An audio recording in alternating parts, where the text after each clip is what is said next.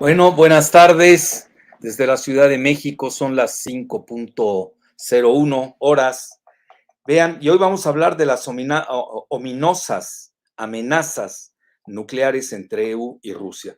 Este es un programa que nunca me hubiera gustado hacer, así de ese tamaño, porque vengo luchando en contra de esta situación desde hace ya casi 50 años. Ya se imaginarán ustedes eh, cuál es mi sentir al respecto. Entonces, empecemos. Y aquí seremos muy profesionales, vamos a dar los dos puntos de vista eh, y, eh, y luego les daré mi muy humilde opinión, cuál debe ser la postura de México.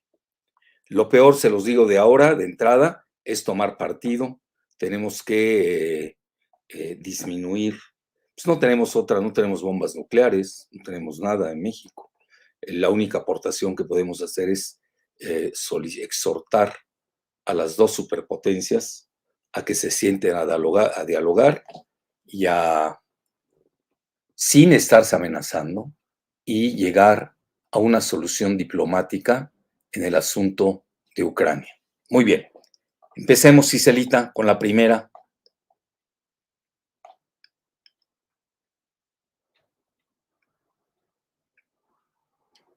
Creo que, vean, esto es de Reuters, incluso lo saqué de Haaretz, que es un periódico, bueno, de la llamada izquierda, que yo ese término hace mucho que no lo entiendo, y dice que el presidente Putin el miércoles pasado anunció una movilización parcial de sus 25 millones que tiene de reservas. Pues no crean que fue mucho, fue 300,000. Debido a que hoy, bueno, esta es la lectura de Reuters, ustedes saben que es anglosajón, que no necesariamente va así. Vamos a escuchar los dos puntos de vista.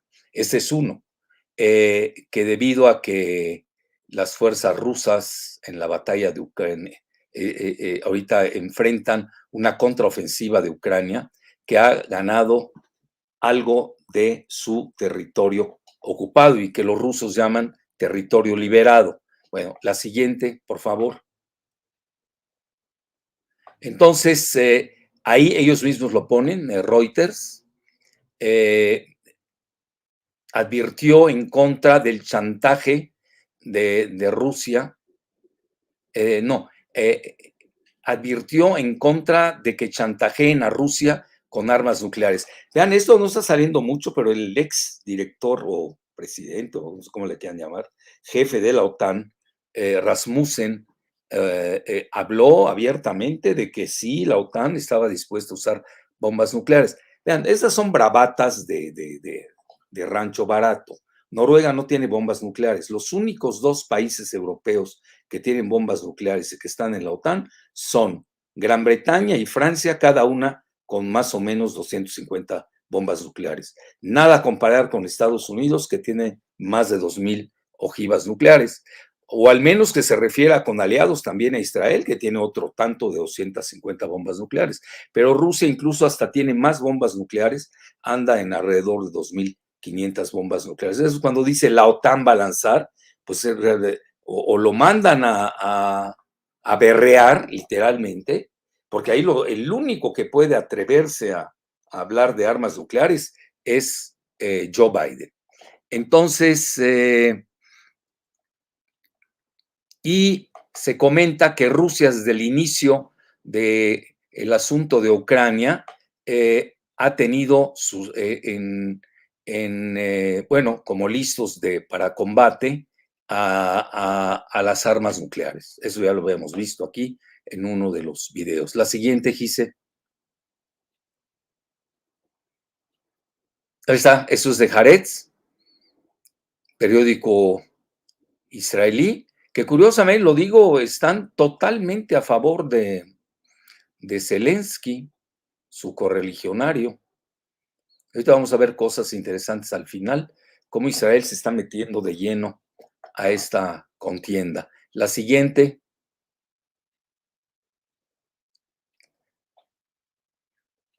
Y aquí esto lo sabe. Vean, yo realmente para sacar un poco, pues ya ven que la prensa occidental Pues es normal, es una guerra, multidimensional, guerra híbrida, yo la bauticé desde el inicio, la primera guerra híbrida eh, global de la historia. Y pues la guerra de propaganda es una herramienta muy, muy útil en estos menesteres.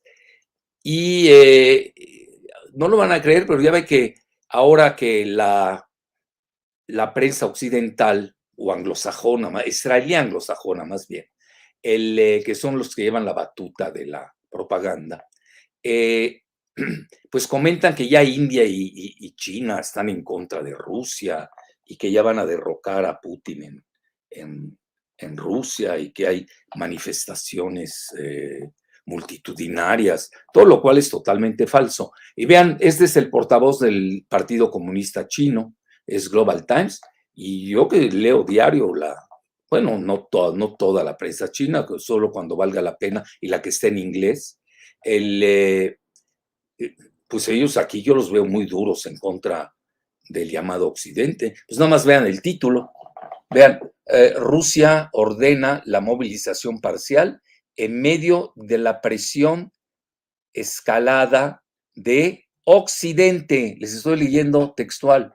¿Dónde sacan que ya China e India se quieren salir? Bueno, y luego dice que esta escalada apunta claramente a una confrontación más extensa y de mayor duración, lo que hace pues más difícil, ¿no? Las negociaciones de paz. Ahí está. Eh, ¿De qué día es este, Giselita?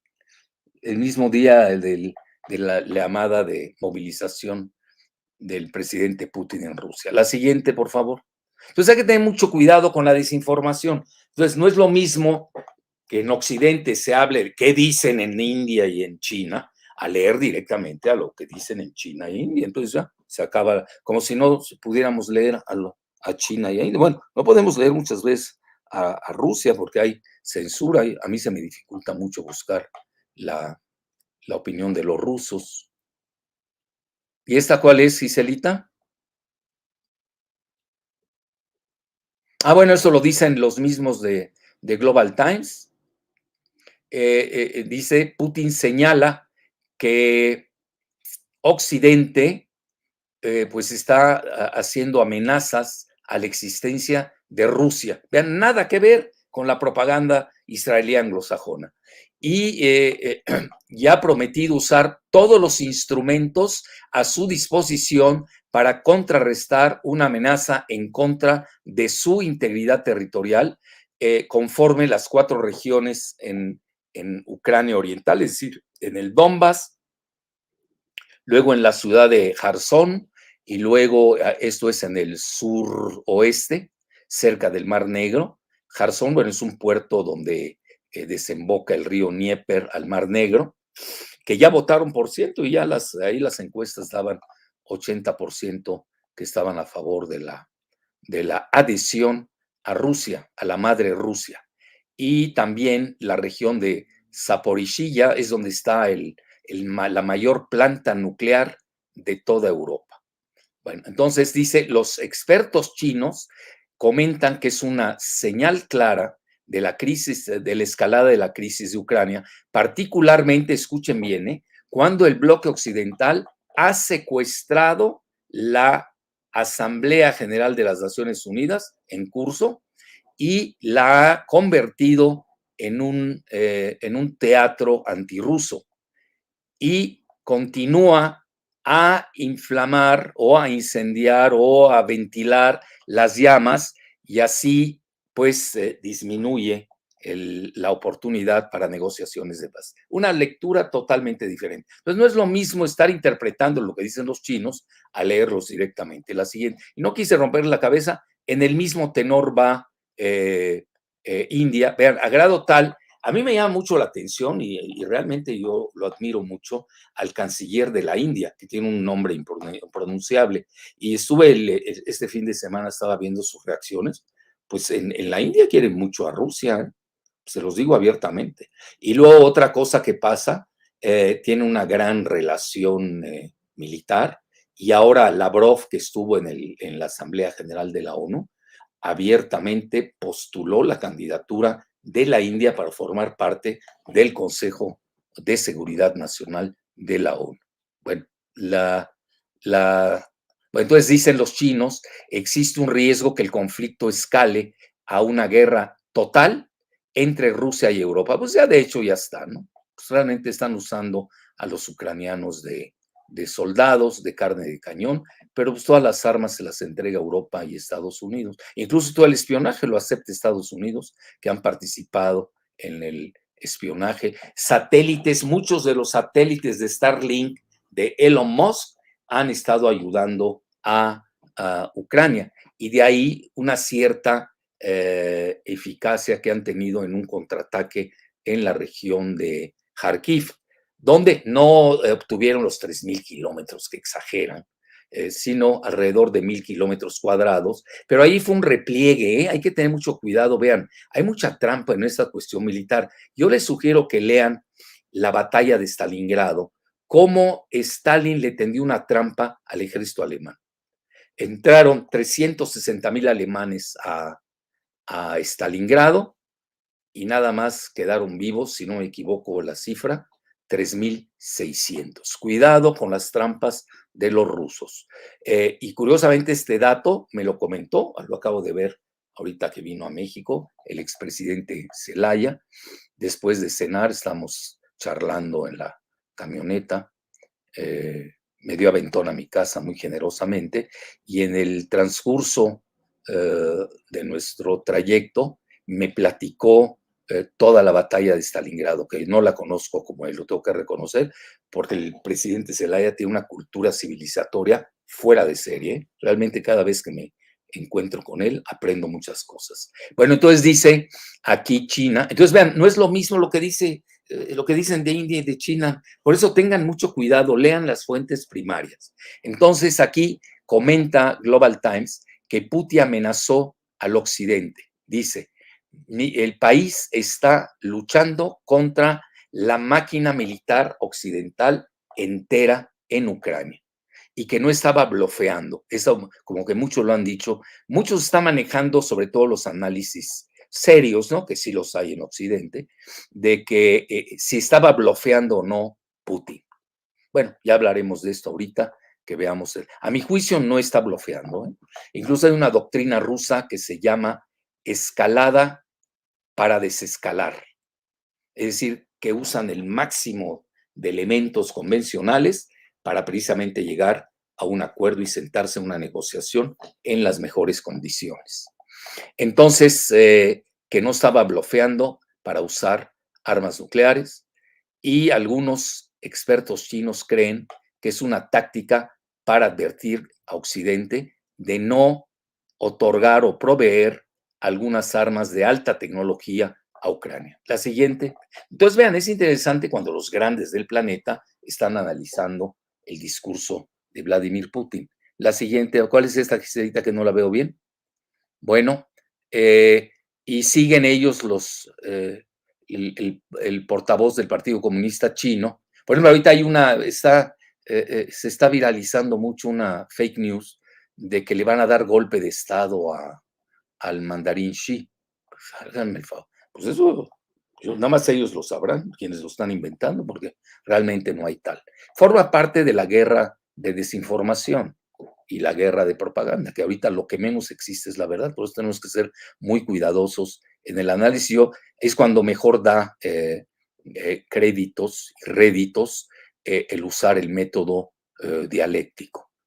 Bueno, y aquí, ahí está, conforme el conflicto escala, el riesgo de usar armas letales de largo alcance y aún armas nucleares en el campo de batalla se ha incrementado y ha reducido el riesgo de que requiere diálogo entre los dos lados, especialmente entre Rusia y Occidente. Aquí los chinos son muy generosos, en Occidente no hay nadie, no pierdan su tiempo. El único con quien se puede dialogar es con Biden, que es el que controla a todos, y obviamente del lado ruso, pues el mismo Vladimir Putin. No van a querer sentarse, pues no tienen de otra, ¿eh? Por la paz mundial tienen que hacer el máximo esfuerzo, controlarse. Lamentablemente el presidente Biden ha insultado, injuriado a Putin, cosa que no ha hecho Putin, curiosamente. Aunque de repente le sacan, ya saben, las imágenes psicalípticas de Hunter, el hijo de Biden, pero esa es otra historia. Entonces, Biden comentó ahora en las Naciones Unidas que el mundo experimenta una guerra innecesaria, brutal, una guerra hecha por un solo hombre, Putin. Vean aquí un paréntesis, está bien para la propaganda, presidente Biden, pero eso no es cierto. Putin no puede decidir solo la guerra de, que se está dando en Ucrania. Putin pertenece a un grupo, el grupo famoso de San Petersburgo, y ahí está Medvedev. Es más, la misma prensa occidental comenta que el segundo hombre más fuerte hoy en día es Nikolai Patrushev, que es el que maneja la seguridad nacional, que también es de San Petersburgo, y ahorita acaba de hacer una visita a China, y han hablado abiertamente de la necesidad de una mayor cooperación en materia de seguridad. Incluso se dio un brinco a Qatar. Yo creo que los habrá ido allá a, pues a darles tips sobre algún acto innecesario en vísperas del Mundial de Fútbol. Entonces, y vean, luego viene la crítica de Macron, que ha estado muy duro, el presidente Macron. También yo lo entiendo. Macron hoy es lo que dirían en inglés, un lame duck. Eh, Está totalmente amarrado entre la extrema derecha y la extrema izquierda en su país, sobre todo cuando estamos viendo que en Europa, como lo habíamos previsto, pues arrecia el avance tanto de la derecha como de la extrema derecha, como se acaba de ver en la elección ayer en Italia, donde la coalición encabezada por Giorgia Maloney, pues ganó las elecciones y sobre todo vinculados muchos de ellos a Berlusconi, que es una gente muy cercana a Vladimir Putin. Entonces, Macron criticó a los países neutrales, le hace a India y a China, que en el conflicto, ¿no? Que se está dando entre Rusia y Ucrania, y esto muestra, según Global Times, que Europa ha conformado una confrontación relativamente aguda contra Rusia. Ya Europa, dígase, ¿no? Porque no necesariamente la guerra es militar, aunque ellos están proveyendo ayuda militar y están dando mucha liquidez. Estamos viendo a un Borrell de España, pues desatado, a von Leiden igual, etcétera. Pero también la guerra es geoeconómica y financiera. Hoy estaba viendo, vean, el dólar, en lo que va del año, lleva 20% de revaluación y el rublo ruso está por debajo del umbral de 60 por un dólar. Yo me acuerdo cuando estuve en Moscú estaba 80, ahorita está 58. Hay que tomar en serio. Y vean, el peso mexicano se ha revaluado frente al dólar. Peña y Videgaray lo dejaron en 22.50. Hoy andamos en 20 aproximadamente. Entonces, aquellos que andan criticando mucho, yo no sé por qué la famosa 4T no sabe cacarear sus logros. Bueno, la siguiente, Giselita. Y vean, esto es del Financial Times y comenta por qué pues Rusia, sobre todo Putin, todos lo resumen a Putin, como si fuera, están incitando un golpe de Estado en contra de Putin en Rusia. Eso ya es una tónica de Occidente, como que si Putin no está, cambiaría radicalmente o esa sería la coartada para sentarse a negociar. No lo sé qué estén pensando en Gran Bretaña, pero ponen que Putin ha levantado pues la, el, la barrera, lo que se llamaría el umbral. No, bueno, aquí no sería el umbral, ¿cómo se dice? Cuando se salta, el salto de, ¿cómo se llama eso? Salto de, la barra, ¿no? Levantó la barra en la guerra de Ucrania. La siguiente, Giselita. Y ya es más de lo mismo, ya sabemos. Entonces, aquí comentan de que Putin ya puso la guerra en Ucrania en términos de existenciales, cambió totalmente su coartada, podríamos poner así, y que el país se estaba defendiendo en contra de un Occidente que deseaba debilitarlo, dividir y destruir a Rusia, y que estaba preparado a usar armas nucleares en represalia. Entonces dice el Financial Times, usted sabe, es un rotativo globalista, monárquico, neoliberal. Las amenazas apocalípticas tienen la intención de obligar a Ucrania y a sus aliados occidentales a aceptar las ganancias rusas en el conflicto. Y en eso se refiere a la siguiente, Giselita, a los referendos aludidos en las 4 regiones de Rusia, que creo hoy concluyen. Estaba leyendo que más del 60% en el Donbass estaban a favor, obviamente, de la adhesión a Rusia. Entonces aquí comentan, bueno, es la visión británica, que son los más duros, de todos, de todo Occidente, lo más duro ha sido Gran Bretaña. Pues sí, por los axiomas de Sir Hartford Mackinder de 1904 en su libro La geografía como pivote de la historia. Y comentan que la escalada de Putin, que no de Rusia, ya hasta me da risa, es un juego que subraya su mínimo margen su encogido margen de maniobra en el campo de batalla y también domésticamente en Rusia. Pues yo no veo que en Rusia sí han habido, pues eso se da en la guerra de Vietnam, en todas las guerras de Estados Unidos, igual lo hemos visto, no es nada diferente que haya gente que esté en contra de la guerra y otros que huyan, ¿no? Para ser desertores y no participar, sobre todo algún tipo de jóvenes, pues una o que no están a favor del mismo presidente Putin, o que no quieren ir a la guerra, ¿no? Sacrificarse por su país. Eso es común, tampoco hay que asustarse, ¿no? Entonces, claro, esos lo abultan, entonces les toman ahí fotografías a 10 jóvenes cruzando la frontera con Finlandia o llegando a Yerevan en Armenia o llegando a Estambul, Turquía. Bueno, eso es guerra de propaganda, no se vayan con las fintas. Y aquí comenta el Financial Times, que es muy dado a usar esto, es mucho de la prensa británica, varios analistas, y nunca dicen cuáles, a veces les ponen analistas anónimos, pues ¿cuáles anónimos? Di los nombres. Pues eso es de ellos, de su cosecha. También están escépticos que una movilización parcial tenga un impacto rápido en el campo de batalla, ya que puede tomar varios meses para entrenar a los reservistas y crear nuevas unidades con comandantes y con apoyo logístico. Eso es cierto. Ahora, por ejemplo, se calcula que los rusos movilizados van a tardar más o menos 3 meses para llegar al campo de batalla. Ahí viene el invierno ruso, que bueno, el invierno en general, que les facilita mucho la tarea. Ya están acostumbrados a esas temperaturas tan bajas. Y mientras que en Ucrania, pues están rogando en que se les envíen mayor tipo de armas, de mayor alcance, sobre todo de alta tecnología, lo cual también requiere de practicar y entrenarse. Y también las mismas fuentes occidentales comentan que esto puede durar hasta la primavera. Entonces, no va a ser así de inmediato. La siguiente. Y seguimos.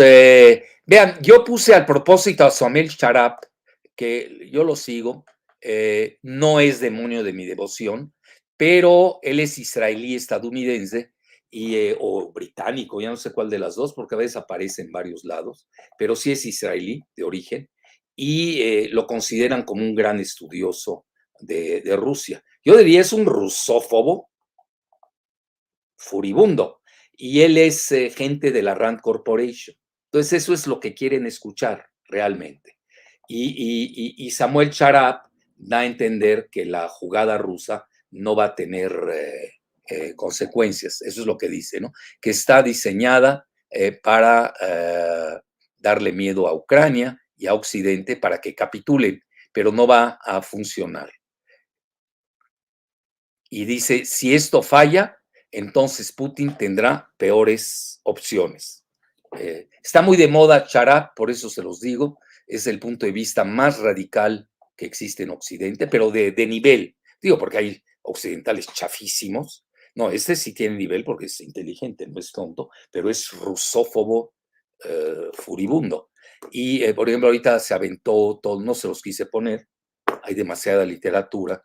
En The Economist le dieron ahí toda una sección. La siguiente, pero sí quise ponérselos. Ustedes, si a ellos les gusta y quiere la guerra a favor de Occidente y opina, pues que la lea y tendrá argumentos. Y aquí vean, es de Washington Post, ustedes saben, es el portavoz del establishment. Muchos dicen que también de la CIA de Estados Unidos. Y aquí, vean, siempre es Putin, ¿eh? Se dan cuenta, no ponen Rusia, ¿eh? Eso, dense cuenta, ¿eh? Yo que estudié psicolingüística, de inmediato capto ese tenor de publicidad. Está desesperado, todos dicen lo mismo, está desesperado, está arrinconado, no han leído la batalla de Stalingrado. Esa es mi muy humilde opinión. Entonces, pero tampoco hablan que sí es cierto, si hubo repliegue en Kharkiv, nadie está diciendo loco, tampoco son los 3,000 kilómetros, son alrededor de 1,000 kilómetros cuadrados de los 20 y pico mil de kilómetros que hoy tiene Rusia. Así de fácil. Entonces, pero no hablan de la batalla de Gerson, donde recibió una paliza el ejército ucraniano. Perdió un gran número de soldados. Eso, por ejemplo, no lo están reportando. Y entonces a Rusia lo que menos le interesa es el territorio. Tiene 18 millones de kilómetros cuadrados y tiene fronteras con 14 países. Lo que menos le interesa es 1,000 o 2,000 kilómetros cuadrados menos. A ellos les interesa la parte funcional, y esa es la doctrina Gerasimov. Gerasimov es su jefe de Estado Mayor, que hay que entenderla. Por ejemplo, en Siria no tienen todo el país, tienen nada más la parte funcional, que es la parte de la costa de Siria, del mar Mediterráneo, y tiene la línea paralela de las ciudades importantes que son Hama, Homs, Damasco y Alepo. Y lo demás, pues hay desierto, hay una zona kurda, hay una zona ocupada por Turquía y otra por el ejército de Estados Unidos que está en la parte del petróleo que se lo están llevando en forma clandestina. Hay que entender muy bien que es hoy la guerra que está librando Rusia no es al estilo de lo que quiere la prensa occidental. Es un grave error de juicio. Ellos llevan lo que se llama la doctrina Gerasimov y controlar la parte funcional del país, que a mi juicio pues ya la tienen. Gerson es fundamental. Y sobre todo si mañana capturan la parte de Odessa, pues le cerrarían totalmente la salida al mar a Ucrania. La siguiente, Giselita. Bueno, a ver qué dice aquí de Putin. Bueno, ya lo resumimos. Esto es.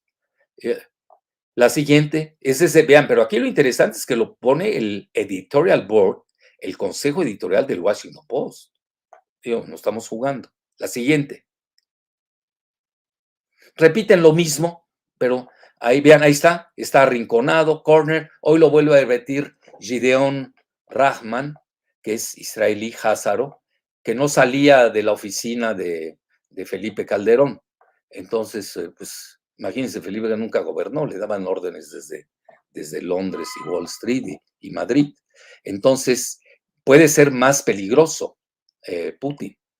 Pero en práctica, en términos prácticos, comenta el Washington Post, ni el mayor número de tropas, ni las armas nucleares siquiera, pueden llevar a que tenga efecto inmediatamente o que sea efectivo, ¿no? Dice, la única cosa peor que fracasar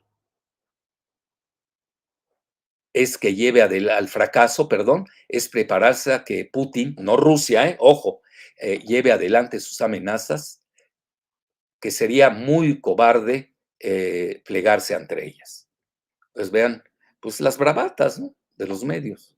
Porque también entre los medios se leen y ahí ellos sacan sus conclusiones, ¿no?, de qué está pensando el otro actor. Acuérdense del famoso, la famosa metáfora del dilema del prisionero, que es un clásico de la sociología. La siguiente, por favor. Entonces ellos están leyendo aún con la prensa de ambos lados.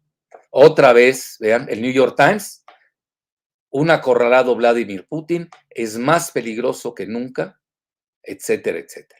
Y esta guerra puede expandirse. Entonces dicen que movió el, todo el aparato nuclear y acusó a Occidente buscar destruir. Pues estoy repitiendo un poco lo que dijo Global Times y ordenó la movilización de 300,000 reservistas, etcétera, etcétera. Y dice implícitamente, bueno, es lo que dice eso, Putin, no Rusia, ojo, concedió que la guerra que inició el 24 de febrero no ha ido, no está funcionando como él quisiera. Y esbozó que a los ucranianos como peones de la máquina militar del occidente entero, pues lo cual es cierto. La siguiente, Giselita. ¿Y esto qué es? Ah, bueno, este es un libro sobre Vladimir Putin, es de Michael o Michel, es francés, escribió Adentro de la mente de Vladimir Putin. Espero que Michel Elchaninov lo haya conocido y que no está hablando ahí refriteando o cortando periódicos, ¿no? Entonces dice que Rusia, cita, ha ganado sus guerras defensivas contra Napoleón y Hitler, y la más importante que Putin hizo aquí, desde una perspectiva psicológica, como este es muy psicologista, ¿no? Michel Elchaninov, por eso habla de la mente, ya penetró la mente de Putin, es reclamar esto también, una guerra defensiva. Y según ellos, pues es cuando mejor les va a los rusos, porque tienden trampas. Ya lo vimos con Napoleón y Hitler, ¿no? Ya les conté la batalla de Stalingrado, que le agradezco mucho al presidente Zelaya me haya ilustrado. Y la de Napoleón, pues sí la conocemos, ya ves lo que le llaman la guerre brûlée, la terre brûlée, la tierra quemada.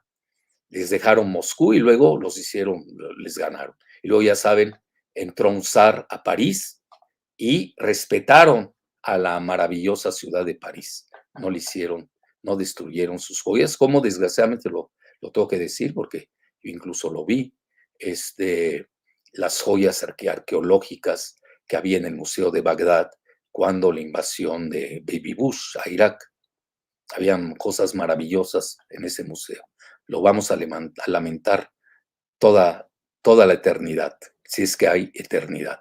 Y dice que esto no es una guerra agresiva, ahora es la defensa del mundo ruso contra el intento occidental de su desmembramiento. Esta es una tónica que siempre ha sido. Y vean, en realidad siempre lo ha manejado, yo lo recuerdo, Strop Talbot, que era el mandamás de la revista Time y que luego fue subsecretario de Estado con Clinton, abiertamente hablaba que había que dividir a Rusia en el momento que Rusia estaba en la lona, con Vladimir Yeltsin y etcétera, etcétera, que había que desmembrarla en varios pedazos. Y hoy que Putin retoma esa hipótesis, y también Michel Elchaninov, ahí lo tienen, en su libro famoso que les acabo de citar. La siguiente, Giselita.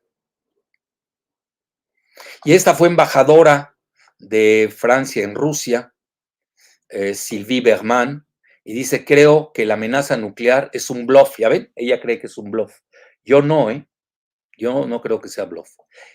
Pero le otorga a Putin los medios para aterrorizar a Occidente y acentuar las divisiones respecto a librar armas, ya que algunos consideran que esto ya es demasiado peligroso. Sí, Europa está dividida en ese sentido, todavía no lo hacen abiertamente, pero sobre todo, y ahí yo creo que Putin está jugando a la carta electoral en Europa. No conozco el cronograma de elecciones europeas, sería bueno saberlas, pero ya con el resultado de en Italia, pues eso le está dando que la derecha y la ultraderecha europea tiende a ser más soberanista que los globalistas neoliberales, pues no quieren una guerra a los que muchos dicen nos está empujando Estados Unidos a librar hasta el último ucraniano. Y vean, hoy la libra esterlina está por debajo de $1 la cotización, no visto esto desde hace años. El euro está por debajo también de su paridad y el dólar con más de 20% de revaluación. Igual el rublo ruso está por debajo de 60, hoy estaba viendo la cotización, está a 58. Yo por deporte, ahora que estuve en junio en Estambul, en Turquía, cambié rublos, ahí los tengo pues no me quedaron cuando fui a Moscú, cuando la visité y a San Petersburgo, pero así los guardé. Bueno, la siguiente, entonces aquí Biden denunció que Putin, su amenaza nuclear contra Europa, ¿por qué no dice contra Estados Unidos? Y vean, otra vez Putin, ¿eh? ¿Se dan cuenta? Eso, todo el mundo usa Putin, como que hay una coordinación, ¿eh? Ya muy vista. No es cierto, Putin no es Rusia, no se equivoquen. Que ha sido temeraria la amenaza de Putin, sus amenazas nucleares. Y Biden dice, esta guerra versa sobre el derecho a existir a Ucrania como Estado y a extinguirla. Así de simple. En eso sí está de acuerdo hasta Medvedev, el que fue presidente de Rusia. Ya están viendo cómo se llevan pedazos ahí de Ucrania, tanto Polonia como Rumania, ¿eh? Y hasta Hungría, en un descuido. La siguiente, por favor. Yo creo que en el momento que el ejército, es mi muy humilde hipótesis, con la famosa Novorossiya, la nueva rusa, eso sería cuando, si es que se adhieren, hoy tendremos los resultados oficiales, más tarde, las 4 entidades a la madre Rusia, pues ya están a un paso de tener Novorossiya, que sería ya capturando a Odessa, que normalmente Odessa, el puerto de Odessa, que es clásico, ahí es donde se filma el acorazado Potemkin, un clásico de cine ruso. Odessa siempre ha sido rusófila, ¿eh? Y era una ciudad, curiosamente, con un gran conglomerado israelí. Pues parece ser que los israelíes de ahí son más rusófilos que el resto de israelíes que son rusófobos. Bueno, ya la siguiente. Bueno, y aquí hablan, el riesgo de la escalada puede ser el inicio de la guerra, de la Tercera Guerra Mundial, y lo que constituye ahora un golpe, un lanzamiento de Ucrania adentro de Rusia, aunque sean las 4 regiones adheridas, pues puede ser considerada en forma diferente y definida en forma diferente por Putin. Y aquí comentan de que si Ucrania y sus apoyadores en Occidente llevan la ventaja por ahora, bueno, eso también habría que definirlo, esa ventaja no significa que sea segura, ya que sus reverberaciones son más peligrosas. La siguiente, Gise. Bueno, ya tenemos que irnos más rápido. Y Scott Ritter, yo lo sigo mucho. Él fue es muy creíble. Él fue el inspector nuclear de parte de Estados Unidos en la ONU cuando la guerra de Irak. Y obviamente pues no encontró ningún arma de destrucción masiva como habían mentido eh, Baby Bush y, y su gente, ¿no? Y hoy comenta de que ya es una nueva fase en el conflicto de Ucrania, sobre todo que Rusia ahora lucha contra la alianza de la OTAN. Y para responder a esta amenaza, Rusia ha creado una nueva realidad, la transición de una lucha en la que Rusia estaba trabajando con aliados y operando en un suelo extranjero, a que Rusia defienda su madre patria. Ya cambió la definición de la guerra. La siguiente.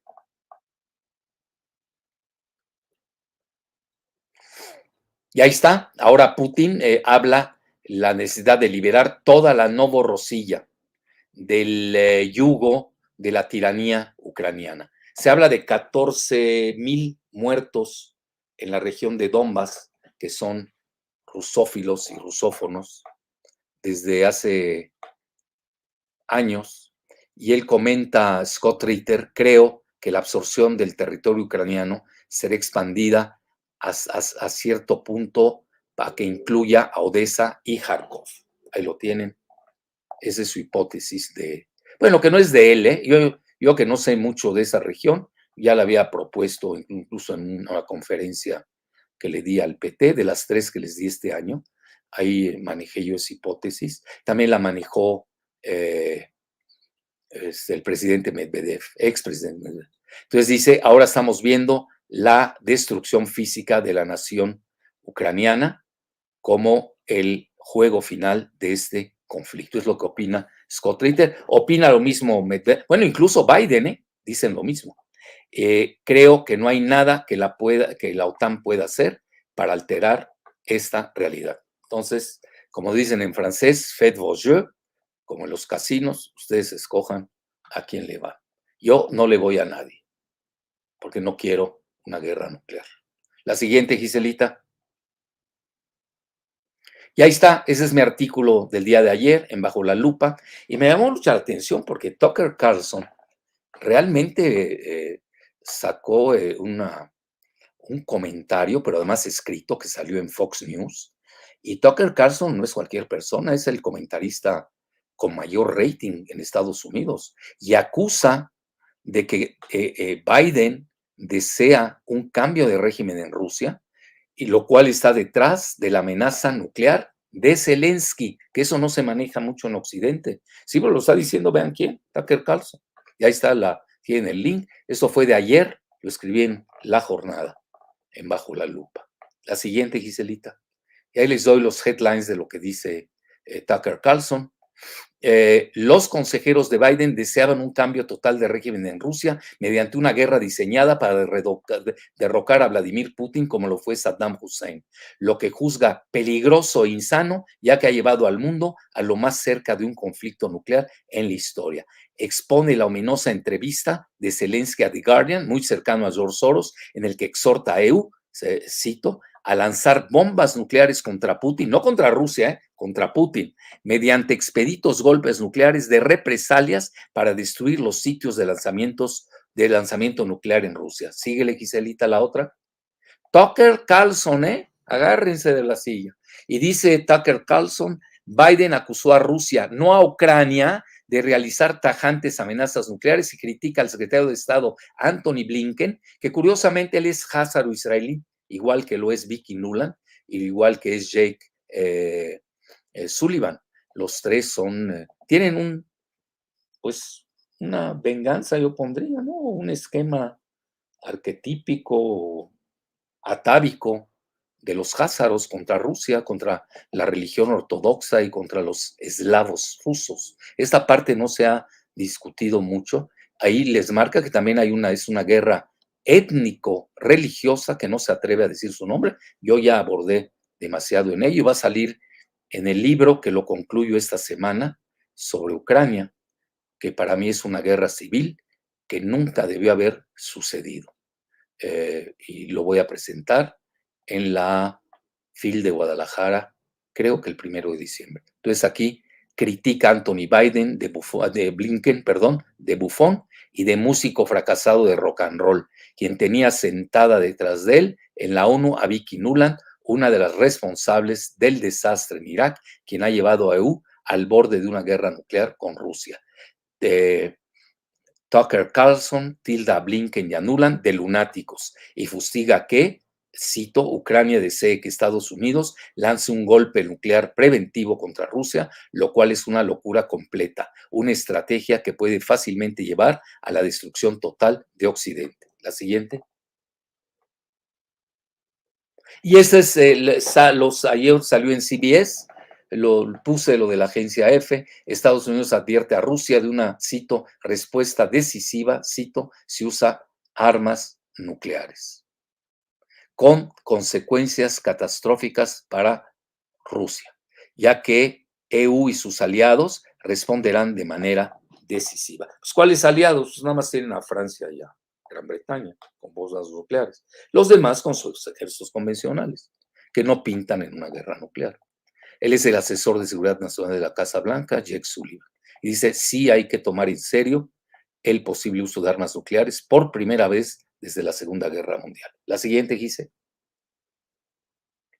Y vean, se los recomiendo, yo antes lo daba mucho en mis clases de geopolítica en la UNAM, ya no la doy porque realmente me deprime. Y es un libro que se basa de los archivos desclasificados en Estados Unidos y lo hace Gar Alperovitz. Curiosamente, me lo comentó el presidente Zelaya, tiene una cultura apabullante, me impresionó. Bueno, siempre me impresiona, pero realmente yo creo que es uno de los presidentes más cultos de Latinoamérica. Digo, para no decir el más, porque sí estaría golpeando a muchos, ¿no? Pongamos uno de los más cultos de Latinoamérica. Entiende bien las civilizaciones, todo lo de las guerras. Él conoce muy bien esta situación. Y ahorita les platico en qué sucedió. Truman ordenó lanzar bombas nucleares en Hiroshima y Nagasaki cuando Japón estaba prácticamente derrotado. Entonces, ¿para qué lo hizo? Porque ya estaba preparada Rusia, o la URSS en ese momento, a tomar la venganza de Japón y a retomar los territorios que había conquistado Japón en la Primera Guerra Mundial. Si no me equivoco, en 1917, algo así. Y ahí es cuando derrocan al zar y entran los bolcheviques al poder. Esa es la razón por la que lanzan las bombas nucleares, para impedir que la Unión Soviética retomara sus territorios ocupados por Japón e incluso quizás hasta ocupar Japón. La siguiente, ahí está, the decision to use the atomic bomb, la decisión para usar el arma atómica de Gar Alperovitz, un clásico basado en archivos desclasificados de Estados Unidos. Yo ese libro lo leí hace, si no me equivoco, hace 20 años. La siguiente, y eso que lo pone a China es interesante, pone esto Global Times, dice el conflicto entró en una nueva fase cuando la Unión Europea tendrá que deglutir un fruto amargo si continúa en ligarse a Estados Unidos, en alusión a que Rusia puede maximizar el uso de su carta del gas natural. Hay otra guerra, la guerra del gas, ya la vimos el lunes pasado, que por cierto tuvo mucho éxito, lo cual les agradezco a nuestros seguidores. Bueno, muy bien. La siguiente, Gise. Y vean, ahí está abiertamente, esto lo saca Haaretz, los peregrinos israelíes en Umán, que es una ciudad en el centro de Ucrania, están rezando para la victoria de Ucrania y la derrota de Putin. Bueno, mejor dicho, la victoria, el triunfo de su correligionario Házaro Zelensky contra Rusia. Y vean, esto es del Jerusalem Post de estos días. Ya Vladimir Zelensky, y es un ícono global, están totalmente, yo creo que el 80% de los israelíes, tanto de Israel como de la diáspora, están a favor de Zelensky. Y ya lo ponen como orgullo, el número uno del top de los 50 más influyentes judíos en 2022. Zelensky. La siguiente era lo que les prometí para el final. Y vean, Zelensky habla abiertamente que Ucrania será Israel, no será una Suiza desmilitarizada después de la guerra, será un gran Israel. Ahí lo tienen, Jerusalem Post. La siguiente. Y vean, Peggy Noonan del Wall Street Journal comenta que es un error despreciar las amenazas de Putin cuando el mundo camina como sonámbulo. Vean, se basa en este libro, The Sleepwalkers, Los Sonámbulos, el libro clásico de cómo Europa se fue a la guerra en 1914, cuando sus líderes se confiaron en que no habría guerra. Situación similar a la que el mundo vive hoy, 108 años más tarde. La siguiente. Y mi epílogo es de que la postura de México, pues no hay que tomar partido, debemos estar a favor de la paz. exhortar a Biden, no insultarlos, por favor, ni tomar partido a locas y a tontas, tanto al presidente Biden y al presidente Putin, de pensar en el resto de la humanidad y que México puede ser sede para que tanto Biden y Putin se sientan a negociar una solución viable y diplomática a, al contencioso de Ucrania. Muchas gracias. Bueno, Giselita, ¿tú quieres opinar algo? Ujú. A ver, adelante. Muy bien. Yo solamente podría aportar a esta exposición que hiciste, bueno, que la escalada a una guerra nuclear pues no beneficia a nadie. Eso es muy importante remarcarlo.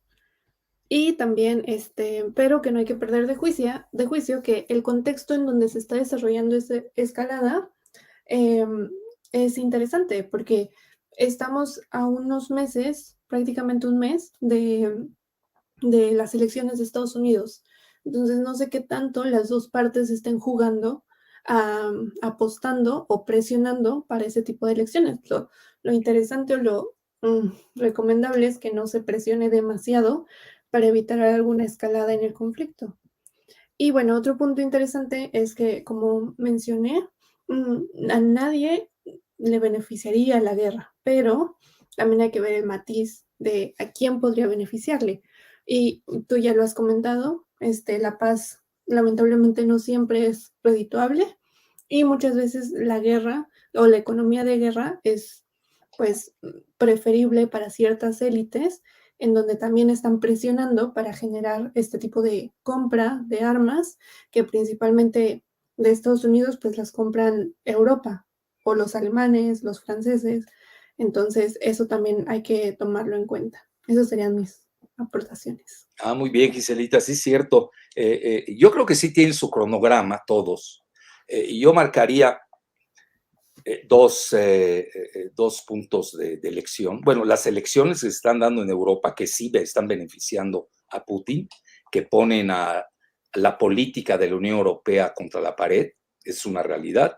La otra, en unos pocos días, en octubre, se escenifica el Congreso del Partido Comunista Chino, donde altamente probable, es altamente probable que se reelija el mandarín Xi Jinping. Esas también hay que tenerlo en el radar. Y lo que tú comentas, el 8 de noviembre, las elecciones de Estados Unidos. A ello que Putin va a tener un barómetro muy interesante. Alguien me va a decir, bueno, ¿y por qué no toman en cuenta lo de Lula, no? O si es que gana, ¿no? O Bolsonaro, ¿qué voy a saber? Yo no me voy a meter ahorita en la elección de Brasil, aunque sí tengo mi corazoncito, pero que es este domingo, ¿no? Estaba cerca en un sondeo que estaba viendo, estaba cerca Lula de ganar en la primera vuelta, pero si no, pues tendremos la segunda vuelta el 30 de octubre, pero esa elección sí marca pautas en el continente americano, sobre todo en Latinoamérica, por la jerarquía y grandeza que tiene Brasil, pero no influye fehacientemente en la arquitectura europea y la arquitectura de seguridad euroasiática, y yo diría del Atlántico Norte. Brasil es más Atlántico Sur. Y concluyo con una frase, vean, eh, lo saben muy bien tanto China como Rusia y Estados Unidos. Existe esto es un teorema muy importante en geoestrategia, una estabilidad estratégica entre los tres. Y una guerra nuclear nadie la gana. Entonces van a llegar, creo, hasta el borde de una guerra nuclear. Pero yo aquí al revés, yo veo que sería muy grave. Todavía entiendo de parte de Rusia esta cuestión existencial que ha manejado y los que hemos leído la historia rusa desde que nace en Kiev, hoy capital de Ucrania, en el siglo IX, en Kiev Rus. Por eso yo hablo de la guerra civil de Rusia. No hay que perder de vista la perspectiva con Ucrania y la cuestión demográfica que está en juego. Pero yo creo que a quien menos le conviene una guerra nuclear es Estados Unidos, porque la van a meter a un conflicto que está manejando relativamente bien desde lejos hasta el último ucraniano, pero que Rusia ya no puede admitir más porque se ha, se ha pisoteado todas las líneas rojas que ellos han impuesto. Bueno, esa es mi muy humilde lectura. Pero Estados Unidos yo creo que ya llegó al límite de su ayuda a Ucrania. Yo creo que es el momento en que empuje a una solución negociada entre Ucrania y Rusia. La salida puede ser, pues lo que yo siempre estuve a favor, Minsk, que ahí los europeos pues no la supieron manejar. Y conste que yo soy eurófilo y francófilo de toda mi vida. Entonces, sí, no, lamentable. Ahora, tenía un error Minsk, no incluía Estados Unidos. Por eso yo hablo mucho de la estabilidad estratégica. Ahora, si ustedes leen a los chinos y uno lo percibe, ellos sí ven que puede darse la guerra entre Rusia, no dicen Putin ellos, de Rusia y Europa. Me llama la atención que no pongan Estados Unidos. Quizás tengan en su perspectiva que sería una guerra nuclear táctica, de armas tácticas, y una guerra nuclear limitada. Pero ahí no puede haber limitación porque también le daña a Rusia, porque lanzan una bomba nuclear, recuerden a Chernóbil, fue una filtración nuclear, un accidente nuclear, y vean todos los estragos que causó. Incluso mucho se habla que es parte de los factores que derrocaron a Gorbachev. Y ahora igual tendrían la radiación, pues la pérfida radiación no protege ni respeta soberanías. Y igualmente impactaría a los rusófilos y rusófonos del Donbass y de Zaporizhia y de Gerson. Y en relación a los dos México, imagínate una bomba nuclear en Miami o en Los Ángeles, pues nos va a llegar, querrámoslo o no. Si lo de Chernóbil, yo lo recuerdo, bueno, ahí llegó por otras razones, porque Raúl Salinas de Gortari importó, algo importó, creo que gelatinas, eso es que con azupo, y estaban estaban radiadas con el material de Chernóbil. Que vean nuestros gobernantes en México. Es decir, nadie va a ser, las fronteras de las grandes potencias no va a estar inmunes, ¿no? Entonces, sí me llama la atención la lectura que dan los tres países, sobre todo los tres grandes, y aquí sí, tenemos que ser muy cuidadosos. Por eso yo insto, digo, desde nuestra pequeñez geoestratégica de Latinoamérica, pues no tenemos mucho que decir, pero que digan, oigan, ¿por qué vamos a pagar los platos rotos de potencias que no han sabido arreglar sus diferendos cuando hoy más que nunca lo deben hacer? Yo creo que también lo que pasó en la ONU, la Asamblea General, ese circo, como que no debe haber sido. ¿Por qué razón? Está bien, no le estás ganando la guerra de propaganda a Rusia, eso nadie lo pone en tela de juicio.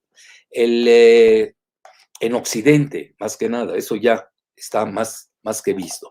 Pero, ¿por qué hacer del foro de la ONU un circo de satanización del enemigo, cuando debe haber sido un foro en favor de la paz? Bueno, hasta aquí. Empecemos con las preguntas y respuestas, Giselita. La primera pregunta mencionan, doctor, ¿cree que los referendos en las nuevas repúblicas populares congelarían el conflicto o lo escalarían más, ya que un ataque entre ellas sería un ataque directo a Rusia? Bueno, esa es una hipótesis, ¿eh? Muy buena pregunta. Puede ser una hipótesis y puede llevar a una solución, curiosamente, al estilo, bueno, no como Kissinger, porque luego se desdijo, ¿no? Pero sí de otros autores que ven que, bueno, pues hay que entrar a una seguridad, a una arquitectura de seguridad europea. Ya la OTAN, eh, una salida hubiera sido muy decorosa desde el inicio, el que Ucrania no perteneciera a la OTAN. Parece ser que sí lo aceptó en negociaciones que tuvo Ucrania con Rusia por ahí de abril, pero luego, al menos así se maneja en Foreign Policy. Los que no lo crean, vayan y reclámenle al autor en Foreign Policy, donde comentan que Boris Johnson, hoy defenestrado, fue y reclamó que no, que había que seguir la guerra. Lo que pasa, y esto lo dijo Vicky Nuland al inicio, la házara Vicky Nuland, házara estadounidense Vicky Nuland, que trae una rusofobia ya patológica. Él dice, esto es aquí, se define, es se da la definición estratégica. Yo creo que ellos también no están tomando en cuenta los revires de Putin, ¿no? Bueno, para no decir de Rusia, bueno, ya que está de moda Putin. Y hoy sí, ya ven, hasta la prensa occidental, con todo y las críticas contra Putin, aceptan de que sí, hay que tomar en serio esas amenazas. Bueno, si ya las toman en serio, siéntense a negociar. Así de fácil. La siguiente, Giselita. Ujú. Siguiente pregunta. Mencionan, este es interesante porque es el factor Snowden. ¿Qué opinión tiene, doctor, sobre la decisión de Putin de darle la En un nacionalidad? momento es un golpe psicológico tremendo contra Estados Unidos. Recuerden que Snowden, aunque la película es muy pro-occidental, muy pro-Estados Unidos, pero hay que verla. Acuérdense que él está en Hong Kong, nuestros amigos chinos, bueno, todavía no tenían el control de China, no quieren esa papa caliente y se la mandan a los rusos, al aeropuerto de Rusia, y ahí lo capturan. Porque hasta hoy esperaron Rusia, no quiero decir Putin, esperaron a darle la ciudadanía a Snowden. Pues un golpe psicológico tremendo, porque pues Snowden, pues no es, olvídense la dimensión entre él y lo que las filtraciones de Julian Assange, independientemente de cómo están maltratando a Julian Assange en una cárcel de Gran Bretaña, que a mi juicio ahí lo están dejando agonizar. No, no fue nada lo que filtró Assange, pero nada. Las reales filtraciones del National Security Agency, de seguridad nacional, del más alto nivel, fueron las de Edward Snowden, y los rusos la tienen. Y hoy le dan la ciudadanía. Es un golpe psicológico tremendo. Y vean en qué momento. Muy bien, muy buena pregunta. Bueno, las dos, oigan, van enrachados los seguidores. Ya saben más que nosotros, Ciselita. Sí, hay muy buenas preguntas. Síguele. Siguiente. ¿Cómo cambiaría la configuración de este conflicto ahora con el triunfo de Giorgia Meloni, de la extrema derecha italiana y abiertamente pro-Putin? ¿Esto se vería como una tendencia en Europa? Sí, incluso hay un libro que manejamos de dos académicos británicos, lo manejé la semana pasada en mi columna de Bajo la Lupa, como si la tendencia en Europa es a lo que ellos llaman, ¿no? En forma despectiva, el populismo nacionalista, ¿no? Pero por ahí va Europa, ¿eh?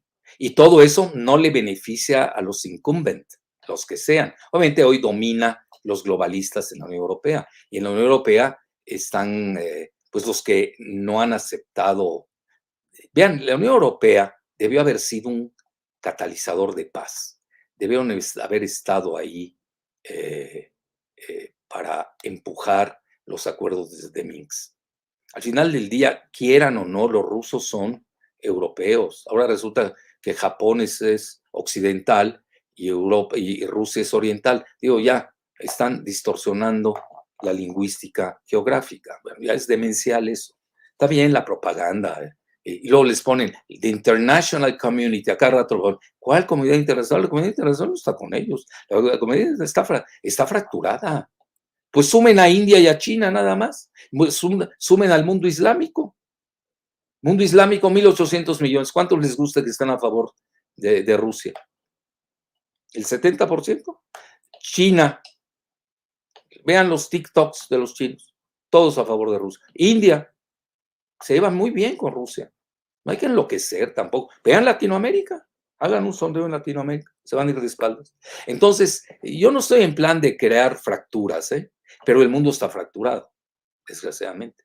Y va a estar fracturado por mucho tiempo, porque hay otras consideraciones que tomar. No es nada más la guerra de Ucrania. La guerra de Ucrania decanta tendencias que vienen en 2007 con el discurso famoso de Vladimir Putin en la conferencia de seguridad de Múnich, llamada Wehrkunde, donde ahí delinea la situación de hoy. Ahí se rompe, se fractura el mundo. 2007 y 2008 la quiebra de Lehman Brothers, donde Obama le quiere endosar la quiebra a China. Y ahí dice China, pues ya no juego, se acabó. Ahí es, a mi juicio, son los dos puntos nodales que marcan la situación actual de fractura de la biosfera. Y Ucrania es su reflejo, es una singularidad. Vean, yo le estaba platicando al presidente Zelaya, le decía, a ver, hay 16 o 17 conflictos, depende cómo se cuenten en el mundo. Nadie habla de los otros 15 o 16 conflictos, porque Ucrania sí realmente sí fractura el planeta. Kiev es el nuevo muro de Berlín, nos guste o no. Yo esa tesis ya la expuse desde el inicio del contencioso ucraniano. Muy bien, Giselita. Pero realmente la tendencia electoral abona a que en Europa pues piensen diferente. Vean ustedes los discursos de Mélenchon en Francia, el discurso de Jean-Marie Le Pen, que es la derecha francesa, pues, criticando a Macron por su pésimo manejo, a juicio de ellos, yo no me meto ahí en problemas, de que su pésimo manejo geopolítico en Ucrania. Es decir, están poniendo en riesgo a Europa y me llama la atención que tanto Estados Unidos como China manejen eso. Como que va a ser la tercera guerra europea, curiosamente, otra vez. Los europeos no aprenden de sus guerras previas. Muy bien, la siguiente.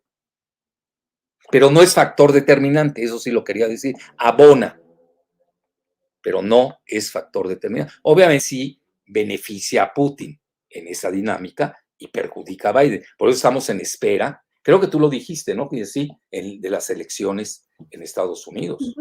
Los republicanos, bueno, Tucker Carlson es pro-republicano. Esa es la tónica del Partido Republicano. No van a optar por las mismas políticas de la triada de házaros estadounidenses, que son Vicky Nuland, Jake Sullivan y Anthony Blinken, que tienen un problema atávico de los házaros contra los eslavos en Ucrania, en el Mar Negro, en la antigua Hazaria. Hay que irnos más atrás, en el siglo 7 y 8 después de Cristo. Bueno, la siguiente, Giselita. Siguiente pregunta, mencionan. ¿Cuántas tienes? ¿Tienes muchas? Yo creo que unas 3 más. Bueno, 3 más. Adelante. Menciona esto sobre la Unión Europea. ¿Usted ve una Unión Europea dividida por quienes estén en contra de las sanciones a Rusia y quienes quieran hacer acuerdos por gas?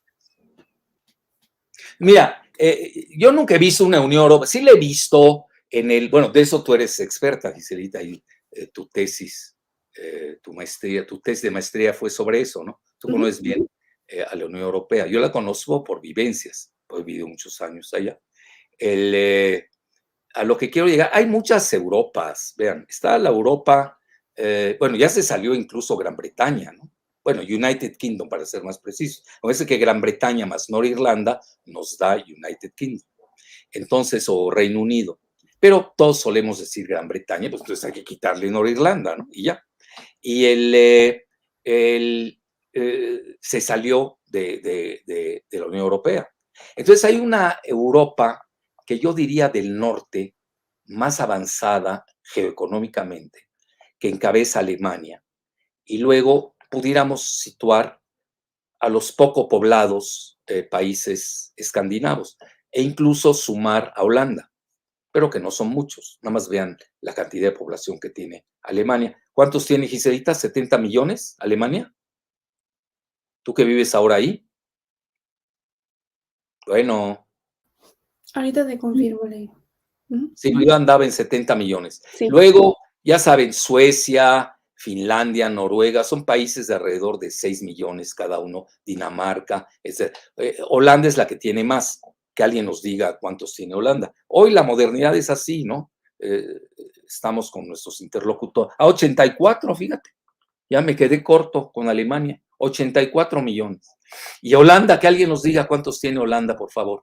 Entonces, otra cosa es el peso de Alemania, es muy fuerte, el norte europeo. Luego tienen lo que se llama la Europa Latina, Francia, Italia, España, Portugal, pues se mueve de manera diferente. Luego la Europa Oriental, todo lo que son los Balcanes, yo no sé si podamos meter ahí a Grecia, etcétera. Aunque sí, yo cuando estuve en Skopje, la capital de Macedonia, pues hice 2 horas para ir a Tesalónica, que es la segunda ciudad más importante de Grecia. Yo sí la pondría en la parte de Europa Occidental. Vean, 17 millones, 17.44 millones tiene Holanda. Pero vean el peso que tiene Alemania. Y luego tienen lo que se llama la Europa Central, ya saben, el viejo imperio austrohúngaro, toda esa parte, Bulgaria, Rumania, también se dice Rumanía, se dicen las dos, Rumania y Rumanía, toda esa parte ya conocida, la misma Ucrania, que era el país, y ahorita es el país mega pobre, era el país más pobre y más corrupto, esas eran las definiciones occidentales de Europa. Entonces tenemos varias Europas, y obviamente Turquía, que no la quieren aceptar en Europa, ¿no? Y tan es así que nunca la han querido aceptar a la Unión Europea, pero sí a la OTAN. Vean la paradoja. E incluso vean ustedes el número de países que están en la Unión Europea, no todos están en la OTAN, que a mi juicio es un concepto anglosajón más que latino o eslavo o griego, etcétera, etcétera. Muy bien, esa era la pregunta, ¿no? Entonces sí la veo fracturada, exacto, y ahora con estas tendencias se va a fracturar más. Ya lo estamos viendo, Hungría pues no está aceptando la cuestión del gas, y hay voces en Alemania que dicen, oigan, nos vamos a desindustrializar, pero pues hay que decirlo abiertamente, hay un fanatismo de los partidos verdes que puede ser que tengan razón en ese esquema y a ese nivel de lo verde, pero están perdiendo la dimensión geoestratégica y geoeconómica de su país, a grado tal que, ¿cómo se llama, Giselita, la canciller verde de Alemania? Annalena, ¿qué? Annalena Baerbock. Baerbock, Annalena, dijo que ellos, o alguien de ellos, ¿no? Comentó que opine lo que opine la opinión pública, no le van a hacer caso. ¿Cómo? En Alemania, que era nuestra estrella polar en materia democrática y electoral, ¿cómo dicen eso? Entonces, ya hay mucho fundamentalismo de energía verde que está en juego, pero hay otros países que no se quieren ir al suicidio, como lo puso Der Spiegel en su portada, ¿no? El desastre de la energía verde, que yo creo que es viable, pero es transición. Hoy esa transición se pospuso mínimo 20 años. Pregúntenle a Elon Musk. Hoy lo que hay que buscar es seguridad energética. Luego pasamos a la transición energética. Eso ya lo vimos in extenso. Entonces, dicho esto, ahí sí vamos a ver fracturas. Y Hungría, pues no está de acuerdo. Ha pegado de gritos dentro de la Unión Europea. Incluso hay muchos en Alemania. Van Leyden, que es más que fundamentalista, resultó una amazona. Lástima porque ella es doctora. No sé cómo ya perdió ahí su juramento a Hipócrates y no ha de conocer la vida del gran persa Avicena, el gran médico persa. Entonces, hablando realmente de que hasta pueden frenar las veleidades de algunos países de la Unión Europea. ¿Por qué? Por el gran peso geoeconómico que tiene Alemania. Pero hay muchos que no quieren seguir el suicidio alemán. Esa es mi muy humilde opinión. Y ahí está la portada de Der Spiegel, leanla, veanla. El desastre verde, ¿no? Bueno, la siguiente. 2 más dijiste, 2 más y nos vamos. 2 más. Bueno, esta ya nos vamos a otra región. Los conflictos regionales atizados en Turquía, Irán, India, Serbia, Moldavia, ¿inclinarán la balanza del eje euroasiático? No, mira, ahí hay de conflictos a conflictos. Turquía no tiene problemas con Rusia, se va bien con ellos relativamente. Le vende drones a Ucrania que han sido eficientes. Pero también Irán le ha vendido drones a Rusia, que también parece ser son eficientes. Bueno, yo manejaría más bien la ruta de la seda y sí se están dando, se ha incendiado varios lugares de la ruta de la seda en estos momentos. En estos momentos hay un cese al fuego entre Tayikistán y Kirguistán, tuvieron enfrentamientos en la frontera.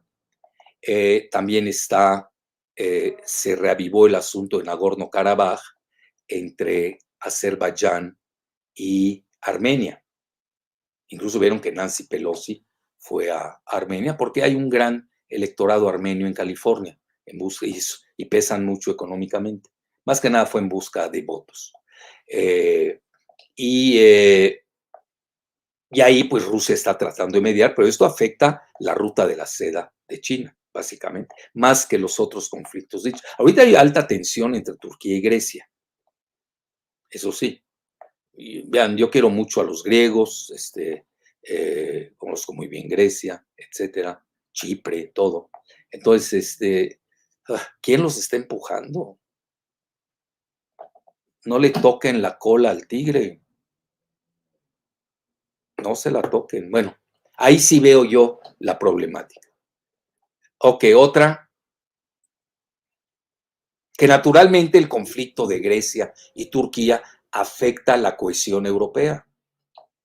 Es decir, yo veo que Europa hoy está en un gran dilema de seguir o no a los duros de la Unión Europea o seguir más. A ver qué dicen. Saludos desde Islandia, doctor. Ah, mira, Mario Melo, un placer, Mario. Cantado.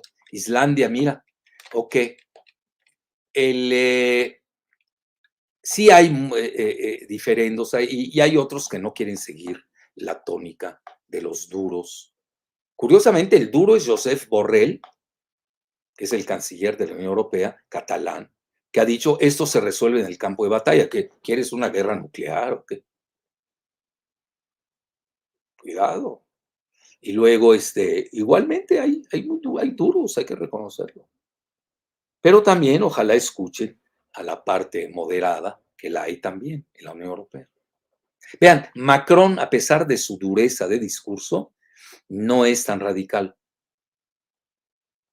al menos en este aspecto. Lo que pasa es de que yo lo veo, como dirían en francés, en un impasse, ¿no? En español los argentinos le llaman impasse, ¿no? Porque él está entre la extrema derecha y la extrema izquierda, está totalmente sujetado a ellos. Muy bien, la siguiente y ya la última. La última pregunta, mencionan, ¿a Occidente le urge terminar con la guerra? No, si te vas a la realidad, aquí hablamos, ¿se acuerdan que hablamos de una diacronía, que es longitudinal? No es lo mismo ver el conflicto en forma inmediata, en el corto plazo, en el largo plazo. Yo creo que ahorita, en este momento, a Estados Unidos sí le conviene para desangrar a Rusia, al estilo Afganistán, pero la puja que hizo Putin con las armas nucleares y la puja de Zelensky, que también cae en su propia trampa, llevan al conflicto a un callejón muy peligroso que a nadie le conviene. Entonces ahora sí urge detener eso de inmediato. Fíjense qué paradoja.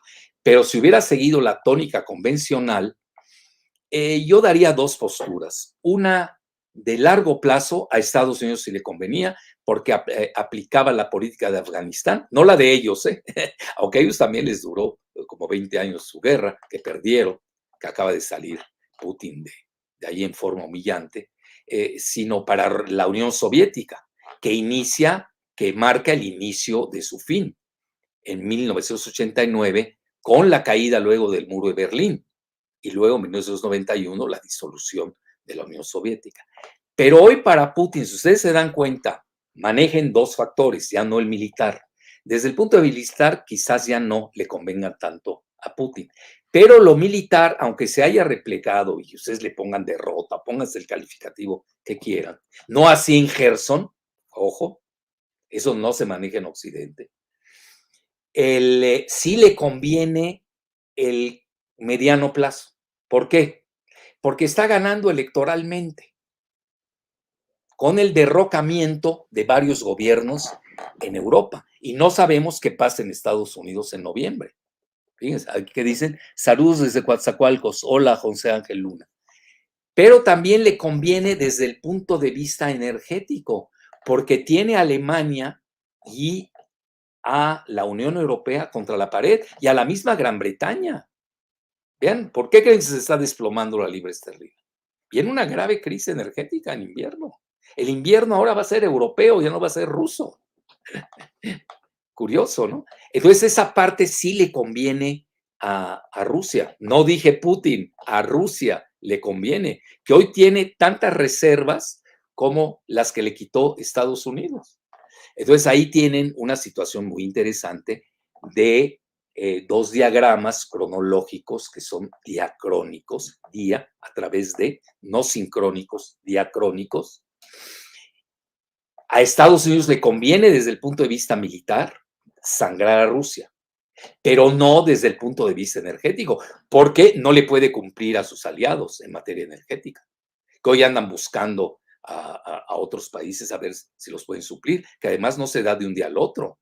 Tienes que construir, sobre todo para el gas licuado, tienes que los transportas en embarcaciones, tienes que construir terminales y puertos ad hoc. Saludos y bendiciones desde Concepción, Chile. Qué amable Fernando Andrés Salazar Fernández. Entonces, dicho esto, ahí tienen ustedes un esquema diacrónico. Y desde el punto de vista ruso, si yo fuera estratega ruso, me conviene un statu quo militar, no perder más territorio de esos 1,000 kilómetros que se perdieron en Kharkiv, quizás avanzar por el sur, no lo sé, pero desde el punto de vista electoral, pues le está dando dividendos y además no sabemos la madre de todas las batallas, que es el 8 de noviembre.